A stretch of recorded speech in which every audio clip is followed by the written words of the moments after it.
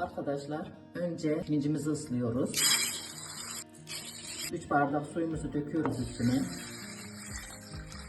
Şimdi de yarım çorba kaşığı tuzumuzu ilave ediyoruz. Karıştırıyoruz.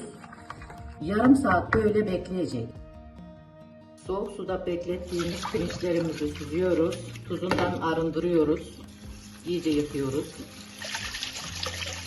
Şimdi sıvı yağımızı döküyoruz. Margarinimizi ekliyoruz.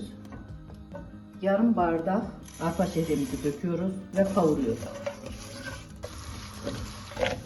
Sürekli karıştırarak arpa şehrimizi kavurduk. Şimdi ocağımızın altını kapatıyoruz. Önce pirincimizi ekliyoruz. Şimdi tuzumuzu ekledik. Karıştırıyoruz. 3 bardak suyu ilave ediyoruz. Tekrar ocağımızın altını yakıyoruz. Hafifçe karıştırıyoruz. Kapağımızı kapatıyoruz. Ta ki kaynayana kadar.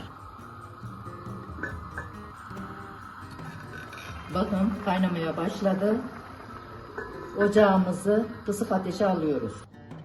Pilavımız pişti. Ocağımızın altını kapatıyoruz. 10-15 dakika dinlenmeye bırakıyoruz. Pilavımız demlendi. Artık sunuma hazır. Tarif hoşunuza gittiyse beğenmeyi, yorum yapmayı ve abone olmayı unutmayın. Afiyet olsun.